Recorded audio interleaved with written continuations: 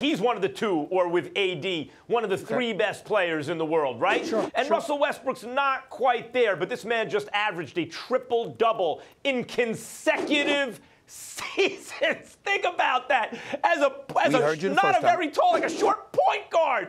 Yes. This dude you just lauded his competitiveness as being the best in the sport, maybe across the entire sports landscape. I mean, I just talked about the fact that Westbrook is so competitive it actually hurts him in the clutch because he wants it so much, maybe too much if that's possible. Why is it the KD story? I don't see it that way at all. I see it at least as much as the Russell Westbrook story, that he's the protagonist in this story. Look, it's not that Kevin Durant is lucky to avoid a showdown with Russell Westbrook because the stakes are so high, right? Because if he loses to Westbrook, oh my God, what then? No. That's actually Westbrook. If Westbrook were to lose to Durant, it's like, man, that's bad. Because Durant doesn't have Steph Curry. Because Westbrook does have Carmelo, does have Paul George. Talent for talent, it's not that much different between those two teams. And it's Westbrook who got dissed by Durant. It's Westbrook about whom KD said, you brought it up earlier, essentially can't win a championship with that guy. I got to get away from that guy. Get over to this team. Oh, well, now you don't have Steph. Right now the talent's even. What's going to happen? If Durant beat Westbrook in a first-round series without Steph, who's that worse for? If that's a worse look for Westbrook, that proves Durant's point. No, I would say if the point is who's lucky to avoid whom based on the possibility that their team loses, and that's a pretty good matchup. Actually, it's Westbrook lucky because a loss for him against KD without Steph is worse than a KD loss to Westbrook. And the only reason you wouldn't say that is if you're like, well, this story is really all about KD. I don't see it that way. Well, I didn't say this story is all about KD, but that would have been the predominant headline. I don't care what anybody says. Number two, Kevin Durant, even when Russell Westbrook was there with him, was consistently recognized as the better player and is still considered the better player. And so when you take that into consideration, along with the fact that the Oklahoma City Thunder have been on a roller coaster ride, they've been up and down all year long with Billy Donovan coaching them. Sometimes they've been on a hot streak. Sometimes they've gotten cold, gotten on losing streaks. Sometimes Paul George can find his way. Sometimes he couldn't with nationally televised big games. Carmelo Anthony playing a relegated role, not being on the court for the last shot of a particular game because Jeremy Grant is in for him. Those kind of things. There have been a multitude of storylines about the Oklahoma City Thunder and why they have not been able to find their way throughout this season. So when you take that into consideration, along with the fact that Kevin Durant is considered the better player, along with the fact that he's playing for the reigning defending NBA champions, a franchise that has won 2 of the last 3 finals and have been to 3 consecutive NBA finals, and the nucleus of that team have all gone to the finals together, then I would say to you that the narrative definitely would have been, of course it would have been Russell Westbrook and Kevin Durant, but it would have been about Kevin Durant going up against this team and how this is the team you departed, what you gonna do now that you don't have Steph Curry. That's what I think the narrative would have been. Russell Westbrook, Kevin Durant is fraught for both of them.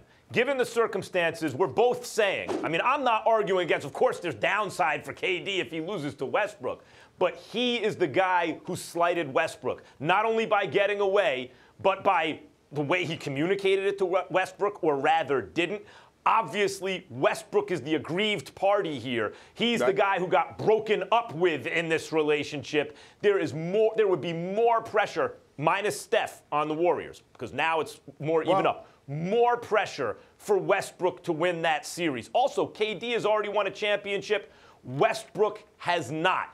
Well, let's keep it would be so disastrous for Westbrook to have lost to KD in round 1. Well, listen, I don't think so. And not only that, let's also take into account the fact that there's a multitude of changes that Russell Westbrook has had to experience. When Kevin Durant's gone, you acquire Oladipo, okay? Oladipo, we now know, is an all-star. This kid is bona fide. He's something special. But you know what? You had 1 year with him under your belt. Now he's gone. You got 1 year, 1 regular season with Paul George and an aging Carmelo Anthony, who's 33 years of age, and even though he's still good, not what he used to be. Whereas you're Kevin Durant, the nucleus of the Golden State Warriors is pretty much intact. The system, the players, the familiarity with one another. Now, what I'm saying is that because Kevin Durant has that at his disposal, that level of comfort and cohesiveness, it would be, and combined with the fact that he's considered the better player, it would be more pressure on him. But just imagine, okay, 2 points.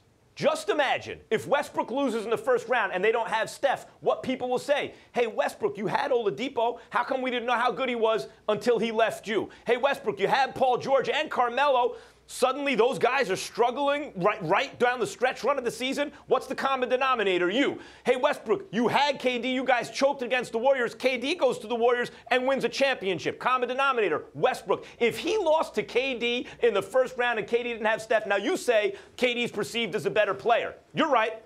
But let's not forget, when KD went down, Westbrook really had the handcuffs taken off. Now it was like, okay, Russ, do everything you can do to help the team win.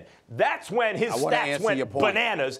And they were winning, Stephen A. And it was not clear to me for a short while there who was better between Westbrook and KD. If you're the better player on the better team, then the pressure's going to be on you, particularly when you're the one who departed. And I'll end this segment by asking a simple rhetorical question because we both know the answer to this. Max Kellerman, what if Russell Westbrook joined LeBron James? What would the expectations be? I'd love it. I'd love to see it. What would the expectations be? Westbrook and LeBron would be expected to win a lot. Yeah, I don't know about win a championship against Houston or Golden State, but they'd be up there. You don't know about that? Oh, so you Is think Westbrook that much better than Kyrie? No, you've just been raving about Russell Westbrook, and on top of it all, you've universally recognized LeBron James is the best in the world. But now you're going to sit here and say that if he had Russell Westbrook at his disposal, you don't know if he'd win the chip. Well, again, is Westbrook that much better than Kyrie? They got wiped out by Golden State last year. Is he that much better than Kyrie? Well, it's He's not a little about better than Kyrie.